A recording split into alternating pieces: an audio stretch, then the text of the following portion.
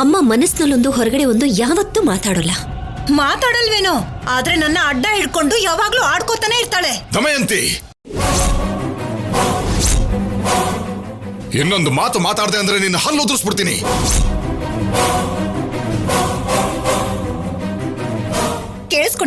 ಕೇಳಿಸ್ಕೊಂಡ್ಯಾನೋ ಶೌರ್ಯ? ನನ್ನನ್ನು ಹೆತ್ತ ತಂದೆ ತಾಯಿ ಅನುಪಮ್ಮಗೆ ಏನಾದ್ರೂ ಹೇಳಿದ್ರೆ ಸಾಕು, ಚಿರತೆ ತರ ನನ್ ಮೇಲೆ ಹಾರ್ತಾರೆ. ಅಮ್ಮ, ಏನ್ ನಿನ್ ಗೋಳು? ಏನು, ನಿನ್ಗೂ ಕೂಡ ನನ್ ಸಂಕಟ ಅರ್ಥ ಆಗಲ್ವಾ?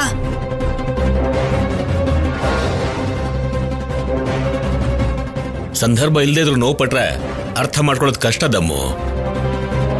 ಅನ್ಕೊಂಡೆ ರೀ, ನೀವು ಹೆಸರಿಗೆ ಮಾತ್ರ ನನಗ್ ತಾಳಿ ಕಟ್ಟಿರೋ ಗಂಡ, ಹೆಂಡತಿ ಕಣ್ಣೀರಲ್ಲಿ ಒದ್ಕೊಂಡ್ ನಡೆಯೋ ಅಂತವ್ರು ನೀವು.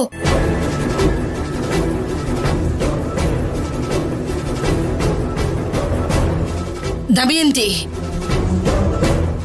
ನಿನ್ ಸಂಕಟ ಏನು ಅಂತ ಹೇಳ್ದೇನೆ ಯಾಕೆ ಹೀಗಾಡ್ತಿದ್ಯಾ?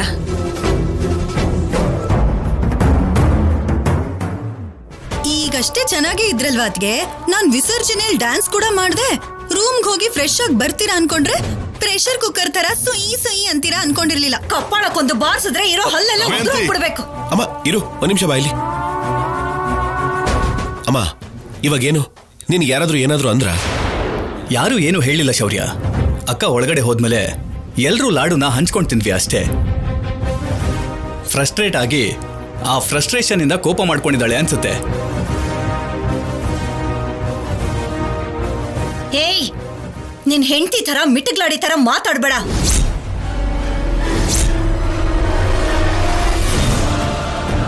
ಅತ್ತೆ, ಎಲ್ರ ಮೇಲೂ ಕೂಗಾಡೋದ್ರ ಬದಲು ಅದೇನ್ ಹೇಳ್ಬೇಕು ಅಂತಿದಿರೋ ಹೇಳಿಲ್ಲ ಆಡುತ್ತೀನಿ. ಇದು ಕಣೋ ವರ್ಷೆ.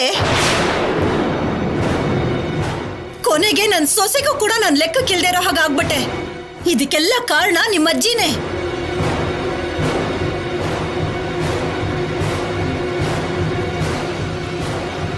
ಅವಳು ನನ್ನ ಕೈಯಲ್ಲಿ ವಿನಾಯಕನ್ ಪೂಜೆ ಮಾಡಿಸ್ಲಿಲ್ಲ, ಅನುಪಮಂಗೋಸ್ಕರ ನನ್ನ ದೂರ ಇಟ್ಲು. ಅದಕ್ಕೆ ಕಲ್ಯಾಣಿಗೆ ಅತ್ತೆ ಅಂದ್ರೆ ಕೀಳು, ಅಮ್ಮ ಅಂದ್ರೆ ಮೇಲು.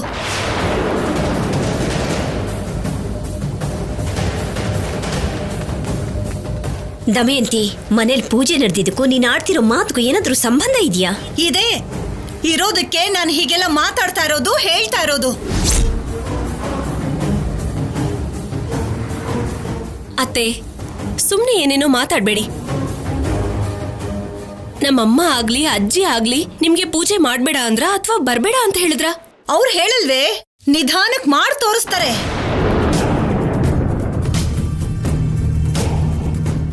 ನಿನಗೆ ಕೀಳಾಗಿ ಮಾತಾಡೋ ಅಭ್ಯಾಸ ಇದೆಯೇ ಹೊರತು ನಾವ್ಯಾವತ್ತೂ ನಿನ್ಗೇನು ಕಡಿಮೆ ಮಾಡಿಲ್ಲ.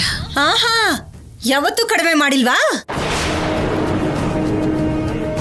ವಿಗ್ರಹ ಇಟ್ಟಾಗಿಂದ ವಿಸರ್ಜನೆ ಮಾಡೋ ತನಕ ಅನುಪಮ ಆರತಿ ಮಾಡು, ಅನುಪಮ ರತ್ನೀರ್ ತೆಗಿ, ಅನುಪಮ ನೈವೇದ್ಯ ಇಡು, ಗಂಟೆ ಬಾರ್ಸು, ತೆಂಗಿನಕಾಯಿ ಹೊಡಿ, ಅದು ಮಾಡು ಇದು ಮಾಡು ಅಂತ ಎಲ್ಲಾನು ಅವಳ ಕೈಲೇ ಮಾಡ್ಸದ್ರಿ. ನಿನಗ್ ಮಾಡ್ಬೇಡ ಅಂತ ಯಾರು ಹೇಳಿದ್ರು? ಮಾಡು ಅಂತ ಹೇಳಲೇ ಇಲ್ವಲ್ಲ. ಅಯ್ಯೋ ದೇವ್ರೆ, ನಮ್ಮನೇಲಿ ಮಾಡೋ ಪೂಜೆಗೆ ಒಬ್ಬೊಬ್ರಿಗೂ ಕುಂಕುಮ ಕೊಟ್ಟು ಪೂಜೆ ಮಾಡು ಅಂತ ಹೇಳಲ್ವಲ್ಲ ಅತ್ತೆ? ನಾವು ಅಂದ್ರೆ ಎಲ್ರು, ಆದ್ರೆ ಇಲ್ಲಿ ಕೆಲವ್ರಿಗೆ ಮಾತ್ರ, ಒಬ್ರಿಗ್ ಮಾತ್ರ ಪೂಜೆ ಫಲ ಸಿಗ್ಬೇಕು ಅಂತ ನಿಮ್ಮ ಅಜ್ಜಿ ಉದ್ದೇಶ. ಅಮ್ಮ, ಅನುಪಮ ಅಮ್ಮ ಏನೇ ಮಾಡಿದ್ರು ಎಲ್ರೂ ಚೆನ್ನಾಗಿರ್ಬೇಕು, ಎಲ್ರೂ ಸಂತೋಷವಾಗಿರ್ಬೇಕು ಅಂತಾನೆ ಮಾಡ್ತಾರೆ. ಸ್ವಾರ್ಥ ಇಲ್ಲದೆ ಇರುವಂಥವ್ರವರು.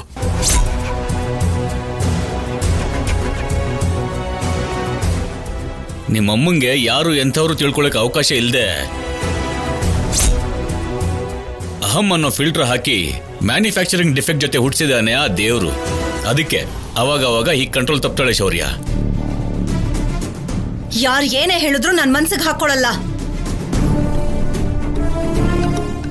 ನನಗ್ ಸಿಗ್ಬೇಕಾಗಿರೋ ಗೌರವ ಆಗ್ಲಿ, ನನಗ್ ಸಿಗ್ಬೇಕಾಗಿರೋ ಪೂಜೆ ಫಲ ಆಗ್ಲಿ ಸ್ವಲ್ಪನೂ ಸಿಗದೆ ಇರೋ ಹಾಗೆ ಮಾಡಿದೀರಾ.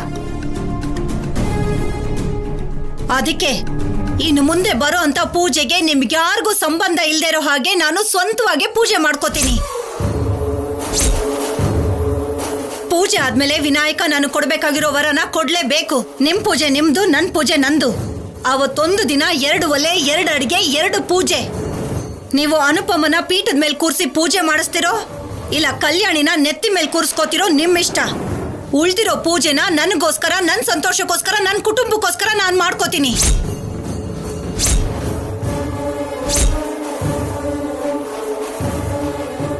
ದಮಯಂತಿ, ಹಬ್ಬದ ದಿನ ಒಂದೇ ಮನೆಯಲ್ಲಿ 2 ವಿಗ್ರಹ 2 ಪೂಜೆಗಳು ಒಳ್ಳೇದಲ್ಲ. ಹಾ, ಅನ್ಕೊಂಡಮ್ಮ. ನಾನೇನಾದ್ರೂ ಮಾಡ್ತೀನಿ ಅಂತ ಹೇಳ್ತಿದ್ದ ಹಾಗೆ ನಿನಗೆ ಆಚಾರ ಸಂಪ್ರದಾಯ ಎಲ್ಲ ನೆನಪಿಗೆ ಬರುತ್ತೆ. ನನ್ನ ಮನೇಲಿ ನನಗಿಷ್ಟ ಬಂದ ಹಾಗೆ ಮಾಡ್ಕೋತೀನಿ. ಯಾರು ಅಡ್ಡ ಬರ್ತಾರೆ ನಾನು ನೋಡ್ತೀನಿ.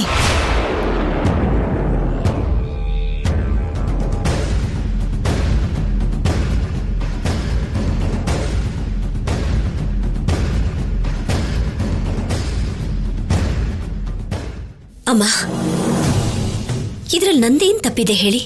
ನಾನ್ ಪೂಜೆ ಮಾಡಿದ್ದಕ್ಕೆ ದಮಯಂತಿ ಕೋಪ ಮಾಡ್ಕೊಂಡು ಹೋದ್ಲಲ್ಲ. ಅವಳು ಬದಲಾಗಲ್ಲ. ಅವಳು ಮಾತುಗಳಿಗೆ ನೀನ್ ತಲೆ ಕೆಡಿಸ್ಕೋಬೇಡ. ಹೌದಮ್ಮ, ಹಣ್ಣಿಗೆ ಕಲ್ಲಿನೇಟ್ ಜಾಸ್ತಿ ಬೀಳುತ್ತೆ ಅನ್ನೋ ಹಾಗೆ ನಿನ್ನಂತ ಒಳ್ಳೆಯವಳಿಗೆ ಅವಮಾನ ಜಾಸ್ತಿ. ಇವೆಲ್ಲ ಮಾಮೂಲಿನ ತಾನೆ.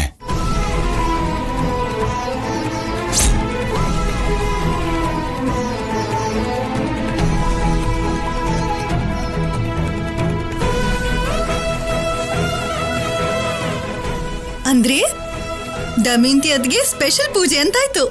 ನಮಗೆ ಸ್ಪರ್ಧಿಯಾಗಿ ಸೂಪರ್ ಆಗಿರುತ್ತೆ.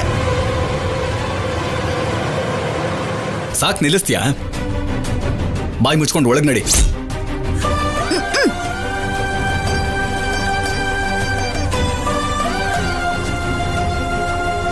ಅಮ್ಮ, ಅತ್ತೆಗೆ ಯಾವುದೋ ಒಂದು ಟಾಪಿಕ್ ಬೇಕಷ್ಟೇ, ಏನಾದ್ರೂ ಒಂದು ಜಗಳ ಮಾಡೋದಕ್ಕೆ. ಹೋಗ್ಲಿ ಬಿಡಮ್ಮ. ಹಾಗೆ ಬಿಟ್ಟಿರೋದಕ್ಕೆಮ್ಮ ಈ ಮನೆ ಇಷ್ಟು ಶಾಂತವಾಗಿದೆ. ಆದ್ರೂ ಕೂಡ ಅವಳು ಆಡೋ ಮಾತುಗಳು ಒಂದೊಂದ್ಸತಿ ಮನ್ಸಿಗೆ ತುಂಬಾ ಚುಚ್ಚುತ್ತೆ. ನಿನಗೋಸ್ಕರ ಸಮಾಧಾನವಾಗಿರ್ತೀನಿ. ಅಮ್ಮ, ನೀನಿಷ್ಟು ಶಾಂತವಾಗಿರೋದಕ್ಕೇನೆ ಎಲ್ಲರೂ ಹ್ಯಾಪಿಯಾಗಿದ್ದಾರೆ. ಯು ಆರ್ ಗ್ರೇಟ್ ಅಮ್ಮ.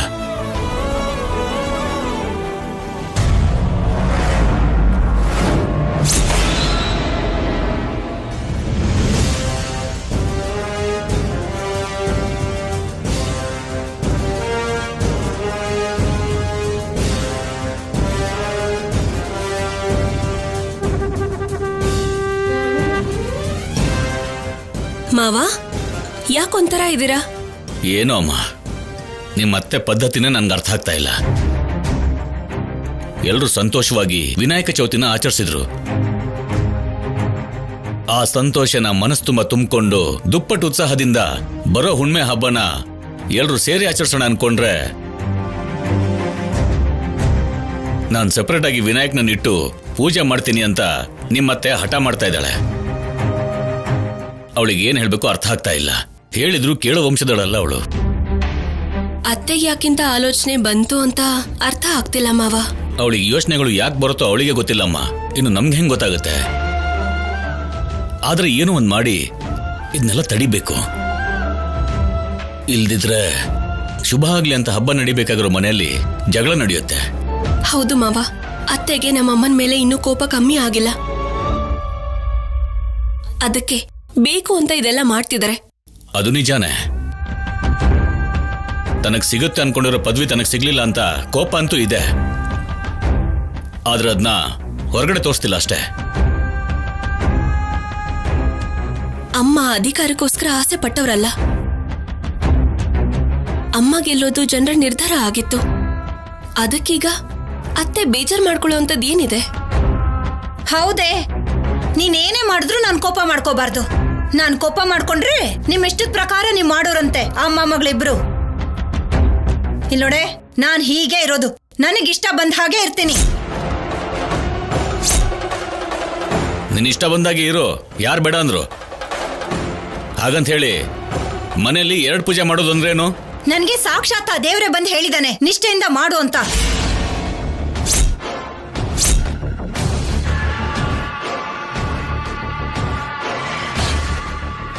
ಈ ಸಲ ನಮ್ ಗಣಪತಿಗೆ ನಾನೇ ಪೂಜೆ ಮಾಡ್ತೀನಿ. ಹತ್ರ ಇದ್ದು ಸೇವೆ ಮಾಡ್ತೀನಿ. ನೀವೆಲ್ಲರೂ ಸೇರ್ಕೊಂಡು ಮಾಡೋ ಪೂಜೆಗಿಂತ ನಾನು ದೊಡ್ಡದಾಗೆ ಮಾಡ್ತೀನಿ. ಅದಕ್ಕೆ ಯಾರು ಅಡ್ಡಿ ಮಾಡ್ತಾರೋ, ನನ್ನನ್ನ ಯಾರು ಬೇಡ ಅಂತಾರೋ ಅಂತ ನಾನು ನೋಡ್ತೀನಿ.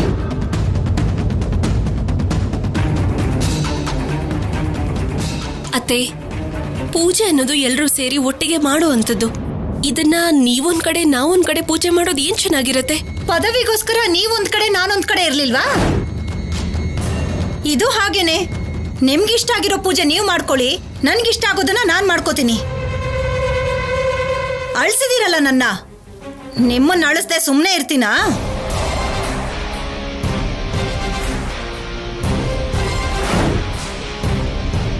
ಅತ್ತೆ, ನೀವು ನಾವು ಅಂತ ಭೇದ ಭಾವ ಇಲ್ಲ. ನಾವೆಲ್ಲರೂ ಒಂದೇ. ಅನಾವಶ್ಯಕವಾಗಿ ಈ ತರ ಯಾಕೆ ಮಾತಾಡ್ಬೇಕು ಹೇಳಿ? ನಾನ್ ಮಾತಾಡೋದೇ ಹೀಗೆ ಕಣೆ. ನನಗೆ ಹೇಳೋದಿಕ್ಕೆ ನೀನ್ ಯಾರೇ? ನಡಿ ಒಳಗೆ. ಏನು ಅಂದ್ರೆ, ನೀವು ಅವ್ರ ಮಾತು ಇವ್ರ ಮಾತನ್ನ ಕೇಳಿ ನನಗೆ ಅಡ್ಡಿ ಮಾಡೋದಕ್ಕೆ ಪ್ರಯತ್ನ ಮಾಡಬೇಡಿ. ವಿನಾಯಕ ನವರಾತ್ರಿನ ಮಾಡೋದಕ್ಕಾಗ್ಲಿಲ್ಲ ನನ್ನ ಕೈಲಿ. ವಿನಾಯಕನ್ಗೆ ಈ ಪೂಜೆನಾದ್ರೂ ಮಾಡೋದಕ್ ಬಿಡಿ.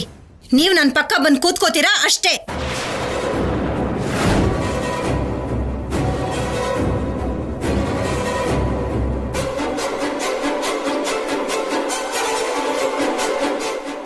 ಅವಳು ಯಾರ ಮಾತು ಕೇಳಲ್ಲಮ್ಮ.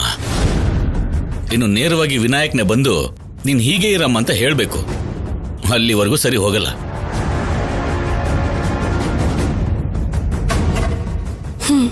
ಸರಿ ಮಾವ. ಅವರೆಲ್ಲಾನು ಗಣೇಶ ಹೇಳಿದ್ರೇನೆ ಕೇಳ್ತಾರೆ ಅಂದ್ರೆ ಆ ಗಣೇಶನ ಹತ್ರನೇ ಹೇಳ್ಸೋಣ.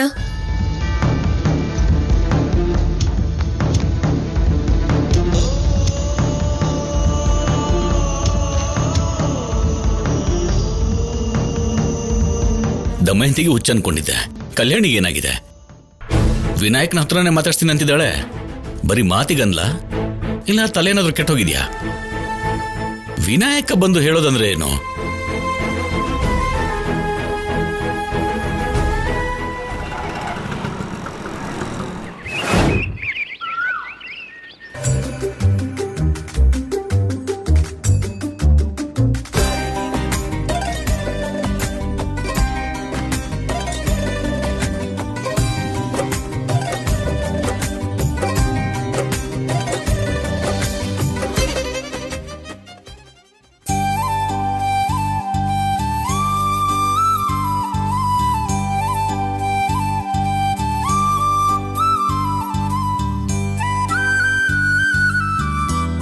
ಶೌರ್ಯ, ಅಜ್ಜಿ, ತಡ ಆಗ್ತಿದೆ ಕಣೋ.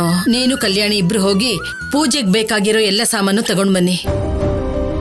ಕಳಶ ಕೂಡ ಇಡ್ಬೇಕು. ಸರಿ ಅಜ್ಜಿ. ಪಲ್ಲವಿ, ಪಲ್ಲವಿ, ಏನತ್ಗೆ?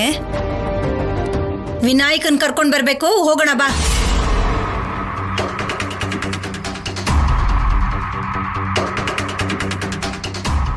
ಏನೇ ನೀನು? ಅವ್ರು ಹೋಗ್ತಿದ್ದಾರೆ ತಾನೇ, ಮತ್ತೆ ನೀನ್ ಯಾಕೆ?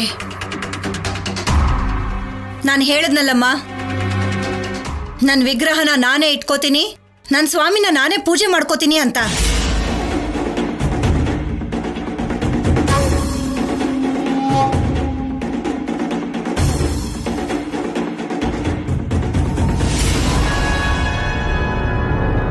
ಏನೇ ಇದು? ನಿನ್ ವಿಗ್ರಹ ಏನೋ ನಿನ್ ಸ್ವಾಮಿಗಳೇನೋ ನನ್ಗೊಂದು ಅರ್ಥ ಆಗ್ತಿಲ್ಲ. ಒಂದೇ ಮನೇಲಿ ಎರಡು ಪೂಜೆ ಯಾರಾದ್ರೂ ಮಾಡ್ತಾರಾ? ನೆನ್ನೆ ತನಕ ಒಂದೇ ಮನೇಲಿ ಎರಡು ಪಾರ್ಟಿ ಇರ್ಲಿಲ್ವಾ? ಇದು ಹಾಗೇನೆ. ಅತ್ತೆಮ್ಮ, ಇವಳ ಜೊತೆ ಮಾತಾಡೋದೇ ವೇಸ್ಟು. ಅವಳಿಗೆ ಇಷ್ಟ ಬಂದಾಗ ಮಾಡ್ಕೊಳಕ್ ಬಿಡಿ.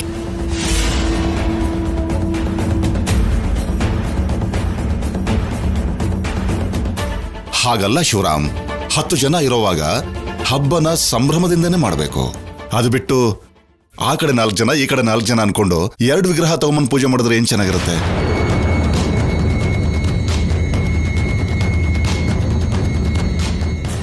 ಅದೇ ನನಗೂ ಅರ್ಥ ಆಗ್ತಿಲ್ಲ. ಏನಾದ್ರೂ ಪಟ್ಟು ಹಿಡಿದ್ಲು ಅಂದ್ರೆ ಅದನ್ನೇ ಸಾಧಿಸ್ತಾ ಇರ್ತಾಳೆ, ಯಾರ ಮಾತು ಕೇಳಲ್ಲ.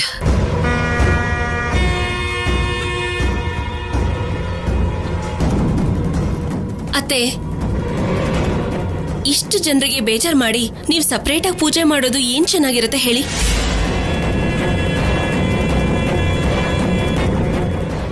ಹೌದಮ್ಮ, ಎಲ್ರೂ ಸೇರಿ ಒಂದೇ ವಿಗ್ರಹ ನೀಡೋಣ, ಇರೋದ್ರಲ್ಲೇ ಚೆನ್ನಾಗಿ ಮಾಡೋಣ. ನಿನಗೆ ಅರ್ಥ ಆಗಲ್ಲ ಕಣೋ. ನನ್ ಸಂಕಟ ನನಗ್ ಮಾತ್ರ ಗೊತ್ತು. ವಿನಾಯಕ ಚೌತಿನ ನನ್ನ ಕೈಲಿ ಮಾಡಕ್ಕಾಗ್ಲಿಲ್ಲ.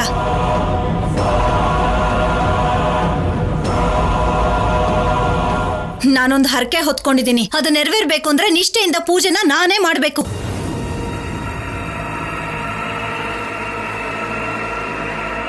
ಅದಕ್ಕೆ ನನಗೊಬ್ಬ ವಿನಾಯಕ ಬೇಕು. ನನ್ನ ಪೂಜೆನ ನಾನೇ ಮಾಡ್ಕೋಬೇಕು.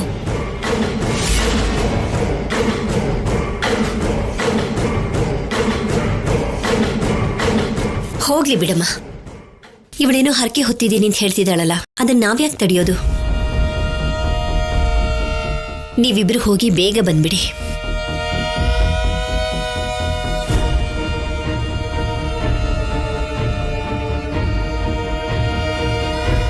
ಪಲ್ಲವಿ, ಈಗೇನು ಬರ್ತ್ಯಾ ಇಲ್ವಾ?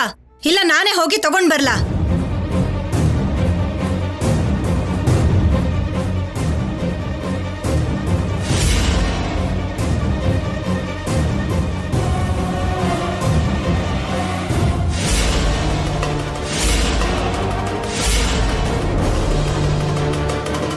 ಏನು ನನ್ಯಾಕೆ ನೋಡ್ತೀಯಾ? ನಾನು ಬೇಡ ಅಂದ್ರೆ ಹೋಗ್ದಿರ ಇದ್ಬಿಡ್ತೀಯಾ? ಹೋಗೋ. ನನ್ ಗಂಡ ಬಂಗಾರ. ಬನ್ನಿ ಅದ್ಗೆ. ನನ್ ಜೊತೆ ಹೋಗ್ತೀನಿ ಅಂತಂದ್ರೆ ನನ್ನ ತಮ್ಮ ಬೇಡ ಅಂತ ಹೇಳ್ತಾನೇನು? ನೀನು ಮತ್ತೆ ನನ್ನ ಕಣ್ಮುಂದೆ ಅವನನ್ನ ಕೇಳೋದು, ಅವನು ಹೋಗು ಅನ್ನೋದು, ಇದೆಲ್ಲ ಬೇಕೇನೆ?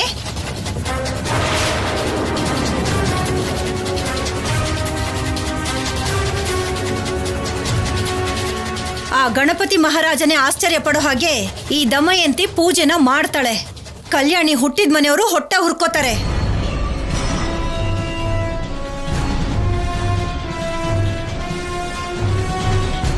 ಬಾ.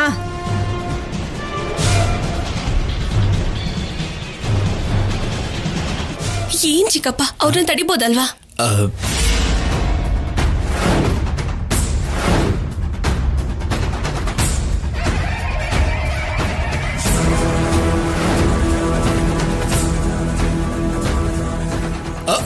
ಅಕ್ಷಿ